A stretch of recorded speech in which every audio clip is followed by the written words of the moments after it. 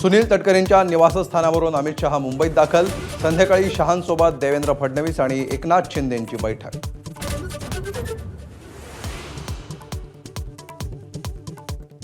रायगडावर अमित शहांकडून शिवरायांना अभिवादन। मुख्यमंत्र्यांसह दोन्ही उपमुख्यमंत्र्यांकडूनही मानवंदना।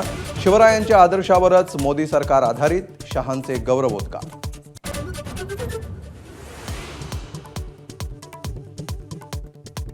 पाचाडमध्ये अमित शहांकडून मासाहेब जिजाऊंना अभिवादन। फडणवीसांसह शिंदे आणि अजित पवार, शिवेंद्रराजे आणि उदयनराजेही उपस्थित।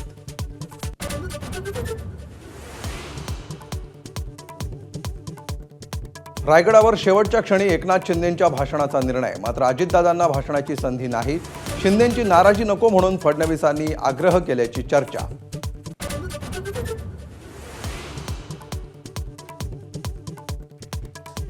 छत्रपतींचा अवमान करणाऱ्यांविरोधात कठोर कायदा करण्याची, राजभवनात शिवस्मारक उभारण्याची उदयनराजेंची मागणी।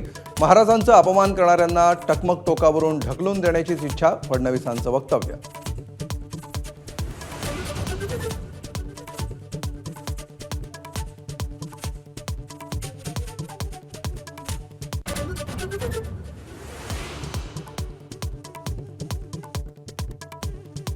अमित शहा संध्याकाळी घेणार मुख्यमंत्री आणि उपमुख्यमंत्र्यांची बैठक। रायगडच्या पालकमंत्री पदाबाबत तिढा सुटणार का याकडे लक्ष, तर अजित पवार बैठकीला उपस्थित राहणार नसल्याची माहिती।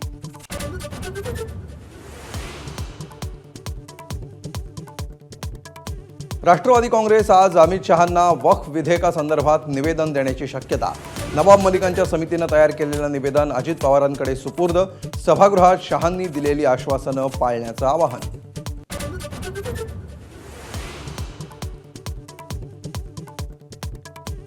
रायगडचा पालकमंत्री हा शिवसेनेचाच असेल, संजय शिरसाटांचा पुनरुच्चार। पालकमंत्रीपदाच्या विषयावर आज चर्चा नाही, खासदार सुनील तटकरेंची माहिती।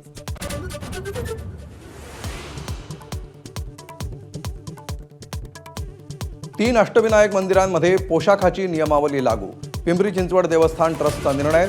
मोरगाव, थेऊर आणि सिद्धटेकच्या मंदिरामध्ये तोकड्या कपड्यांवर बंदी।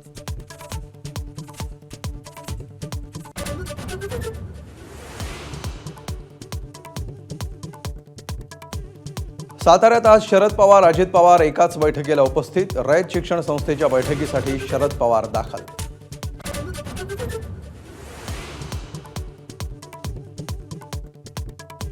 पुण्यातील तनिषा भिसे मृत्यू प्रकरणातील माता मृत्यू अन्वेषण समितीचा अहवाल आरोग्य विभाग सचिवांकडे सादर।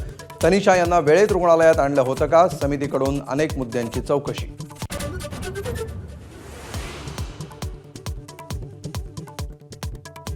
तमिळनाडूत राज्यपालांच्या अनुमतीशिवाय 10 कायद्यांची अधिसूचना जारी।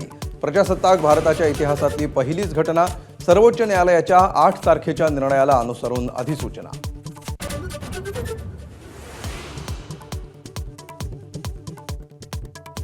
गर्लफ्रेंडला सुटकेसमधून मुलांच्या हॉस्टेलमध्ये नेलं। सुरक्षा रक्षकांच्या दक्षतेमुळे बॉयफ्रेंडचा प्रताप उघड। सोनीपतच्या OP जिंदाल विद्यापीठातला प्रकार।